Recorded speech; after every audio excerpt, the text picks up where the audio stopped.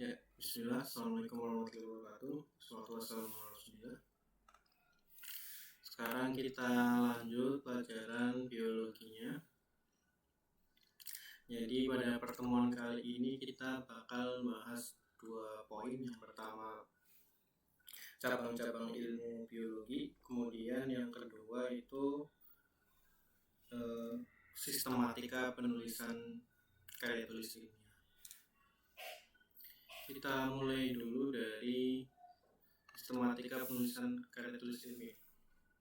Jadi kalau menulis karya tulis itu ada sistematikanya, dan setiap lembaga itu bakalan punya sistematika sendiri-sendiri. Jadi misalkan buat karya tulis di lembaga A akan beda dengan di lembaga B, atau misalkan buat contohnya skripsi ya, misalkan skripsi di UGM beda dengan skripsi di UI misalkan. Atau jangankan UGM dengan UI, sesama UGM pun beda fakultas bisa jadi sistematikanya beda, atau bahkan dalam satu fakultas satu jurusan beda dosen ada perbedaan sistematika. Cuman secara umum ada bagian-bagian yang hampir pasti ada di setiap sistematika penulisan karya tulis ilmiah. Jadi yang pertama biasanya itu yang standar ya, umum itu ada 5 bab, berarti ada bab 1 sampai 5. Bab 1 itu isinya biasanya tujuan ya, tujuan penelitian. Kemudian yang kedua ada latar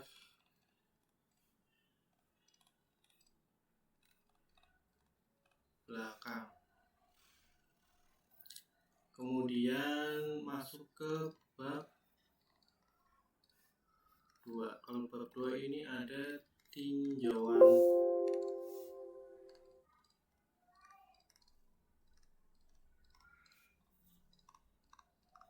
pustaka. Kemudian ada hipotesis. Jadi kalau tujuan ya ini menjelaskan tujuan dari penelitiannya itu apa, nanti yang hasil yang akan diraih itu apa. Ini akan nyambung dengan hipotesis ya. Jadi tujuan itu nanti akan ada hubungannya dengan hipotesis. Ya tujuannya nggak jauh lah dari hipotesisnya.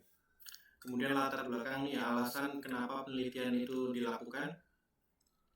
Kemudian kalau tinjauan pustaka ini kalau dibaca sekilas mungkin rada mirip dengan yang latar belakang, tapi karena ini tinjauan pustaka otomatis akan lebih banyak mengambil referensi dari jurnal-jurnal atau buku-buku. Intinya yang tinjauan pustaka ini banyak ini ya, banyak referensinya dari luar. Kemudian di bab 3 ini biasanya isinya metode ya. Metode itu ada alat, kemudian bahan, kemudian ada langkah kerja.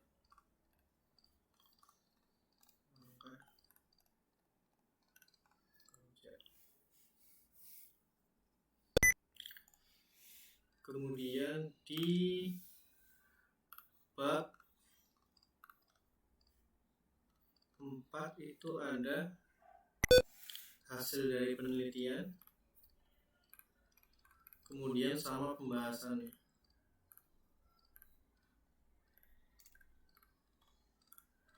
Kemudian ada bab 5. Ini biasanya isinya kesimpulan. Nah biasanya ya, ini yang bagian-bagian yang hampir pasti ada, tapi di setiap lembaga kan bervariasi. Atau kalau di buku dicontohkan itu ada 6 bab ya.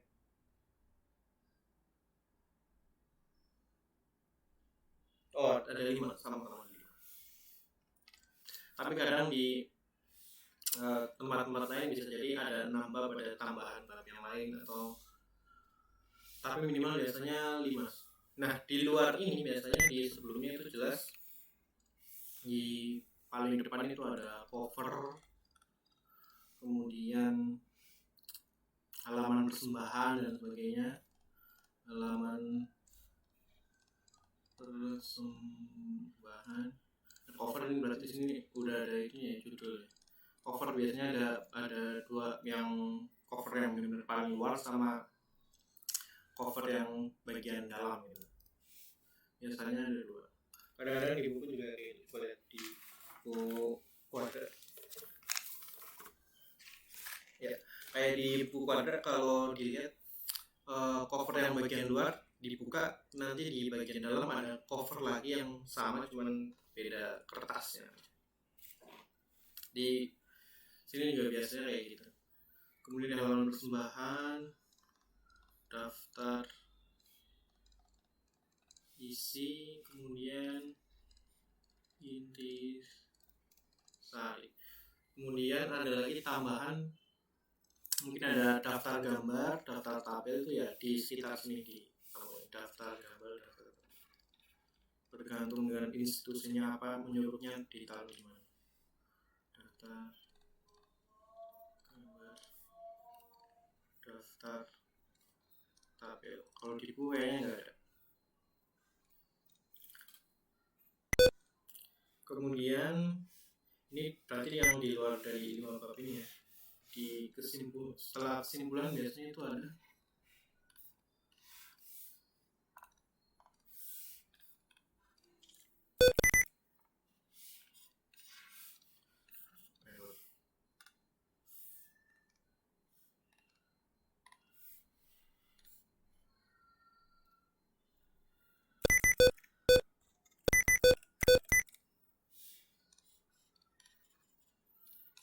ini nggak bisa nulis kemungkinan karena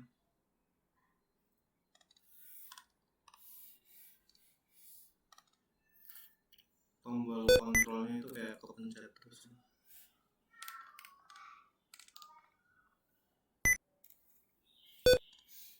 Nah, di luar bab ini biasanya ada daftar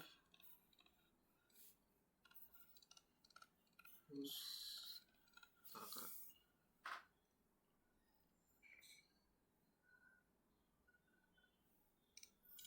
atau kesimpulan, juga kadang ada saran untuk penelitian selanjutnya. Ini sekarang paling nggak lama video.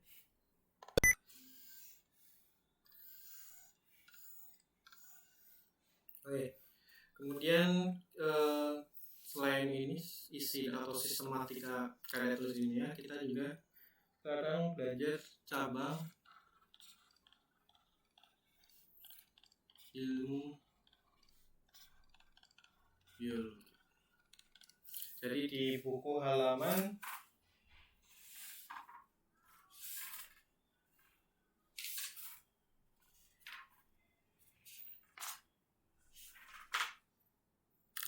11 itu ada ya, cabang-cabang ilmu biologi.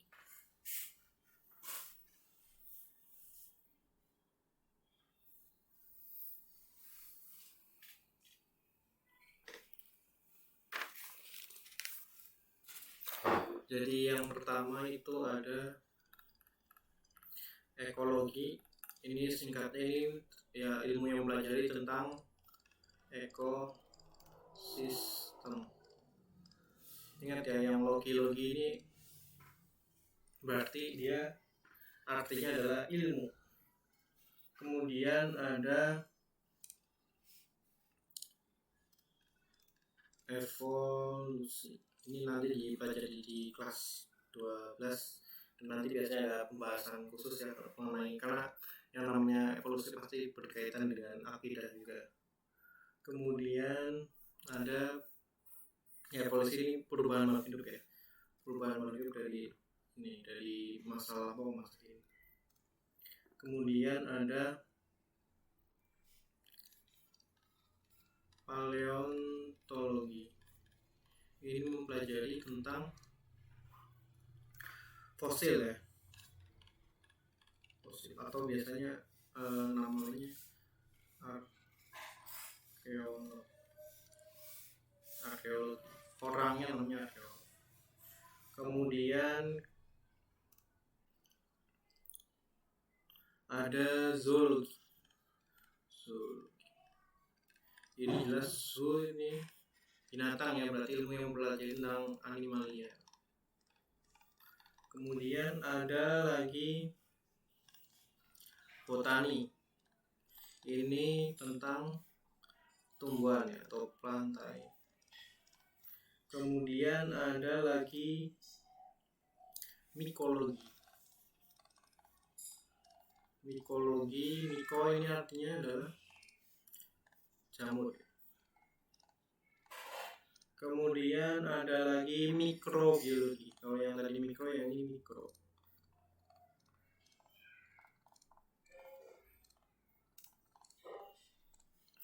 Ini mempelajari tentang makhluk-makhluk hidup yang kecil-kecil ya, semacam bakteri. Bakteri atau makhluk hidup yang kecil ya. Kalau virus itu nanti ada sendiri namanya virologi.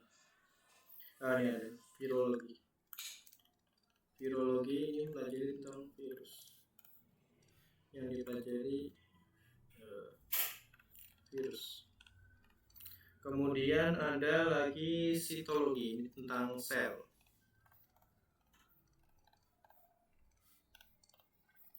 Kemudian ada lagi histologi. Ini jelas, ini tentang jaringan. Kemudian ada lagi morfologi.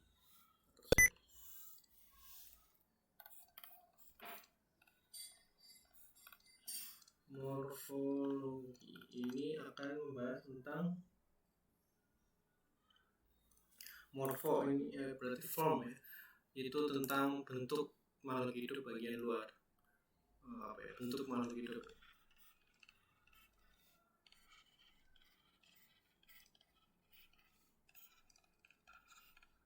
Kemudian ada anatomi. Kalau anatomi ini bagian dalamnya.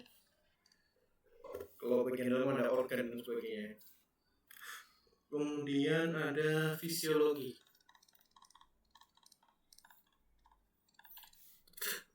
Untuk ini mempelajari tentang organ dalam.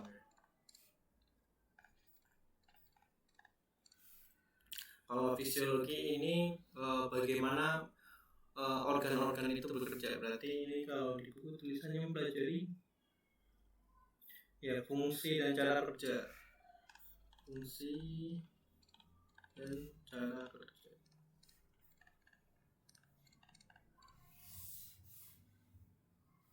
Jadi misalkan ada orang sakit itu bisa sakitnya secara fisiologis atau secara fisik ya. Kalau misalkan ada orang tangannya patah, berarti kan itu masalahnya secara mekanis kelihatan ya, tangannya patah. Cuman ada juga orang yang kalau dilihat organ-organnya masih utuh, tapi ternyata secara fungsi itu bermasalah. Misalkan ada orang yang kena diabetes. Orang yang kena diabetes itu kan secara anatomi, secara morfologi itu masih utuh semuanya. Cuman kalau dilihat secara fisiologis ternyata pankreasnya sudah tidak bekerja dengan baik, atau mungkin selnya sudah tidak bekerja dengan baik sehingga tidak mampu mengolah gula gitu. Dan ini kalau dilihat secara morfologi anatominya kelihatannya nggak apa-apa, cuma secara fisiologis bermasalah. Kemudian ada taksonomi. Taksonomi ini udah kemarin ya. Ini mempelajari tentang klasifikasi makhluk.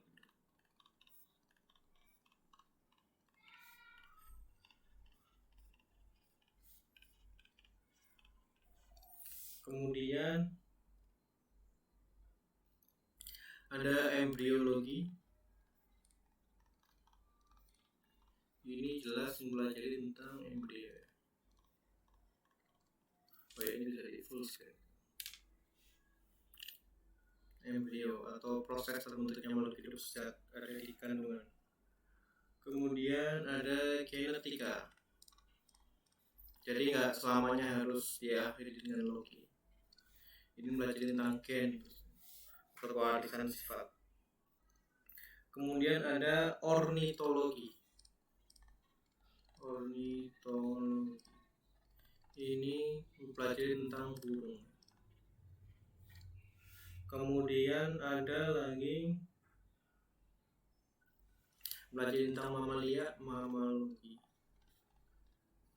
Ini belajar tentang mamalia. Kemudian ada lagi entomologi.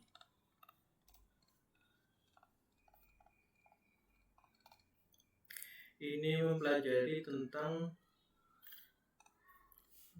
serangga. Kemudian ada yang mirip dengan entomologi secara katanya, cuma beda. Ada yang namanya etologi. Ini enggak ada di buku ya. Ini tentang pelajaran tentang perilaku makhluk hidup.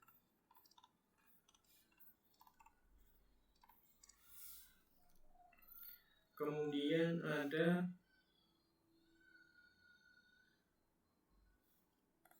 higien.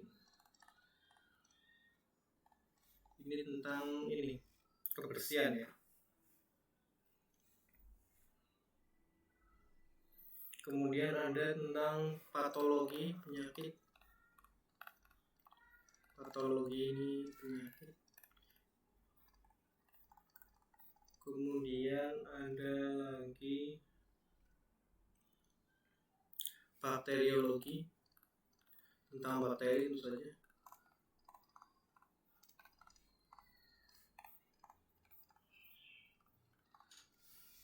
Kemudian ada lagi tentang parasitologi. Ini tentang parasit. Kemudian ada biologi molekuler. Ini biasanya mempelajari bagaimana biologi di dalam sel ya. Biologi molekuler kayak bagaimana DNA bisa terduplikasi dan sebagainya.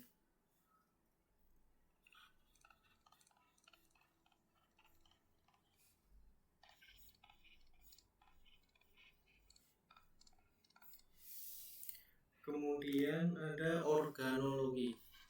Jelas ini mempelajari tentang organ.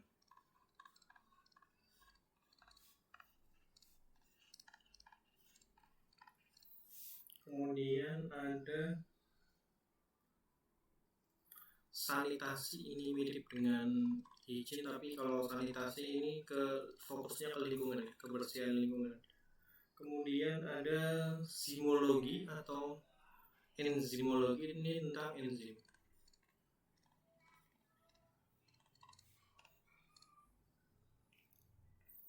Kemudian ada teratologi.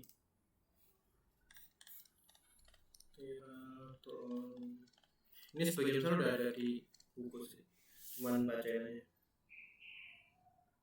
Ketidaknormalan dalam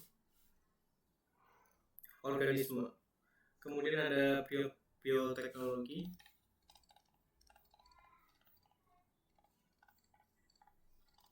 Ini pemanfaatan makhluk hidup ya.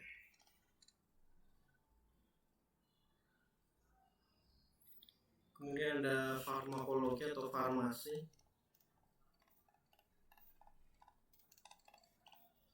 Ini tentang obat-obatan, pembuatan obat-obatan. Kemudian ada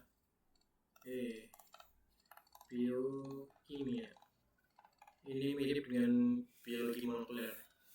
Biasanya yang dibahas itu sama. Kalau biokimia ini lebih fokus ke reaksi dalam tubuh.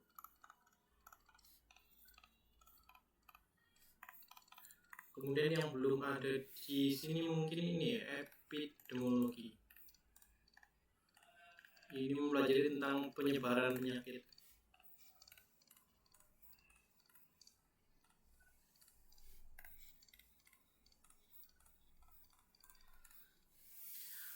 Kemudian ada lagi etologi sudah,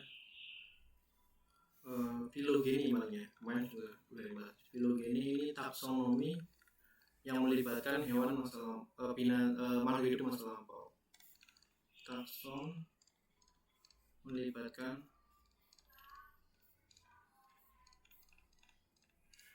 makhluk hidup masa lampau.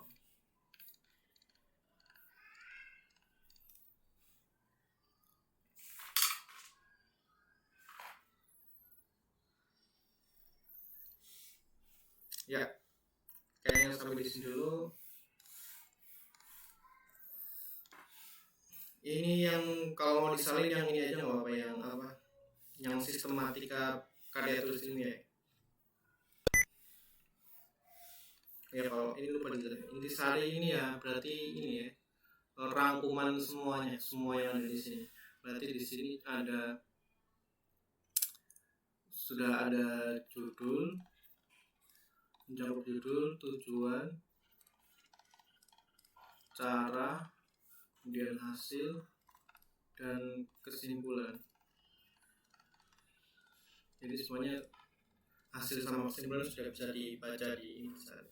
Kalau yang dicatat yang ini aja ya. Kalau yang cabang-cabang biologi itu di bukunya udah ada. Paling nambah sedikit tadi itu ada apa, epidemiologi, etologi. Udah kayaknya sampai di sini dulu. Wassalamualaikum warahmatullahi wabarakatuh.